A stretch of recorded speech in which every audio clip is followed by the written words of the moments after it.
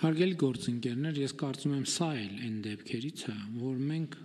պետք է ի վերջո ուժ ունենանք ասելու, որ մենք որպես հանրություն այս թեմաների հետ կապված ունենք գիտելիքի պակաս, հասկանում եք, պարզ գիտելիքի պակաս, որովհետև ինչա բռնություն, թվում է թե շատ պարզ հարց է, ինչա բռնություն, բայց պարզ հարց չի, որովհետև ես ասում եմ, ես հասուն տարիքում, շատ հասուն տարիքում եմ ինձ համար արձանագրել, այդ թվում, ոչ թե այդ թվում, այլ բանի արդյունքում, կրթական, այսինքն ընթերցանության, այլ իրավիճակների եւ այլն, որ բռնությունը միայն ֆիզիկական կոնտակտով չի ֆիզիկական ներազդեցությամբ չի արտահայտվում,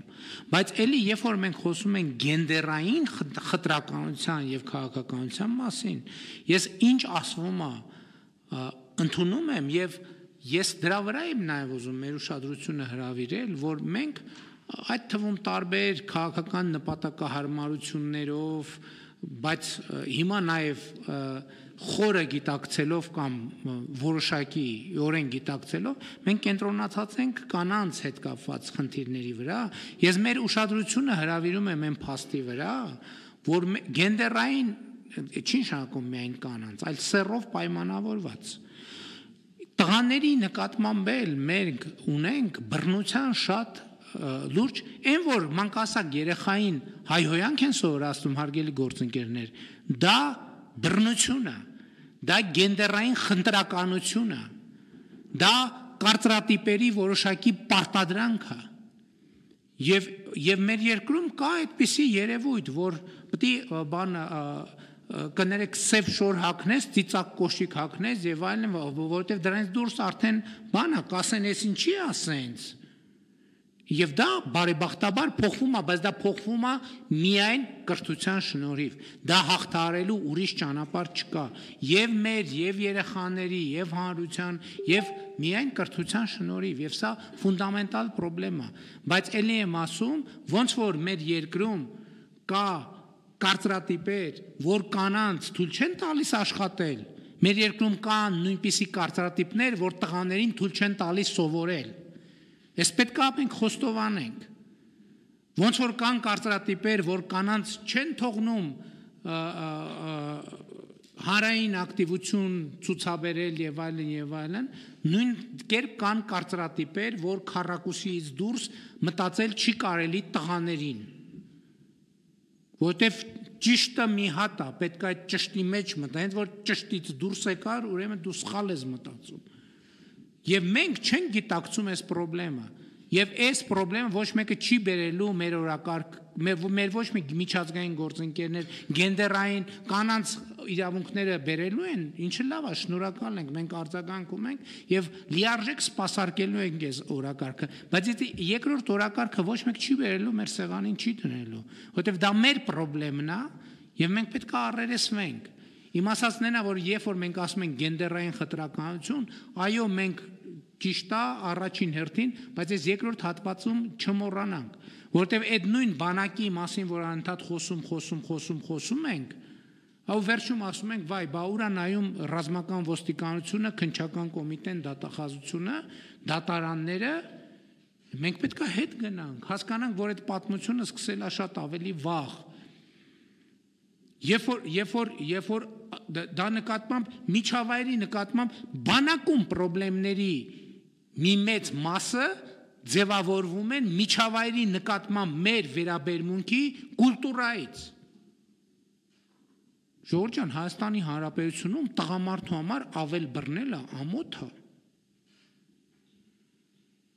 Խնդիրը ավելի ու տղամարդու մասին չի, խնդիրը միջավայրի մասին է։ Աղբի մեջ ապրելը ամոթ չի, աղբը հավաքելը տղամարդու կողմից կարող է եւ ամոթ լինի։ Կարող է նաեւ մահացու մեղք լինի։ Հետո ասում են, բանակում այդ ոնց եղավ, տենց եղավ, որ բանի 15-րդ բառը հայհոյանքն է, 30-րդ բառը ուրիշից ինչ որ բան խլելու կուլտուրան է, եւ բանի գերիշխանություն եւ գերակայություն հաստատել համագործակցության տրամաբանությունը դուրս դնելը բանանել ոհմակային տրամաբանության մեջ ամբողջ կյանքը եւ կյանքի փիլիսոփայությունը դասավորել հետո բա ոնց եղավ հենց այդտենց եղավ ժողովուրդ ջան ես դրա համար եմ ասում եւ այս թեմաների հետ մենք ինչքան հրապարակային այդքան չենք աշխատում բայց ոչ հրապարակային շատ մանրակրկիտ ենք աշխատում եւ այդ աշխատանքի արդյունքում է որ ես եկել եմ եզրակացությամբ ասում եմ բանակում արկա խնդիրների 90%-ը բանակի հետ ոչ բանակը 2 տարին ընդամենը ժողովուրդ ջան չի կարա 2 տարում այդքան խնդրեմ ձևավորվի 90%-ը կապված չեն բանակի հետ կապված են բանակին նախորդող եւ հաջորդող շրջանի հետ որը հետ ու առաջ այդ ազդեցությունը ունենում է այստեղ զուգահեռ նաեւ հարց բարձրացվեց նաեւ նույն զինծառայության հետ կապված թե բասրա ոնց ենք նայում այստեղ գենդերային խտրականության հարց կա թե չկա այո կարծում ենք որ կա եւ նաեւ այդ է պատճառը որ մենք հիմա ջանքեր ենք գործադրում որ կանանց համար կամավոր ժամկետային պայմանագրային դենց մի հատ հիբրիդային անուն ենք մտածել որ նաեւ այդ խնդիրը լուծենք եւ սա հարցերի շատ լուրջ կոմպլեքս է որովհետեւ այն որ ներողություն եմ խնդրում ընտանիքի խնամքի ենթակա անդամին պետքա խնամքով զբաղվում է 99%-ով կինը կապ ունի նրա հետ որ զորակոչվում է միայն տղամարդը չի կարա կապ չլինի եւ իմ ասածն է որ խնդիրները շատ ավելի խորն են եւ մենք այս խնդիրներին չպետք է նայենք բանից այդ ինչա դրսի աշտարակներից մենք մեր ներսում պետք է բավարար ուժ ունենանք առերեսվելու հասկանալու ինչի ինչոց է ինչի ինչի հետ է կապված եւ ելի եմ ասում մեր խնդիրների պետք է տեսնենք ինչպես է արտահայտվում մեր որոշումները մեր խնդիրների հետ եւ ելի ուզում եմ այդ օրակարգի մասին խոսեմ եւ ըստեղ էլ ընդ որում երբ որ մենք այսպես ասած արտաքին բանից ենք այսպես պայմանական ասած արտաքին պերիսկոպից ենք նայում մեր բաներին թվում է թե այս ամբողջ խոսակցությունը մեր տրադիցիաների մեր ինքնության դեմ է եւ իրականում մենք պետք է մեր ներքին բաներից մեր ներքին դիտանկյունից նաեւ դիտենք իհարկե նաեւ միջազգային կոնվենցիաները եւ գործակցությունը մեզ շատ օգնում է այդ հարցում որովհետեւ երկրներ կան որ այդ ճանապարհը անցել են հա մեզ էդ էլ է հաջորդ կարևոր հանգամանքը մեզ թվում է թե օրինակ են բերում շատ եվրոպական երկրներ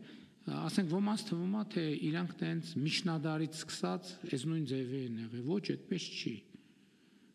այս բոլոր երկրները այս նույն բան ճանապարհը անցել են այս նույն խնդիրներն ունեցել են բոլոր երկրները եւ սա էլ է շատ կարեւոր առանձնահատկություն եւ ընդգծում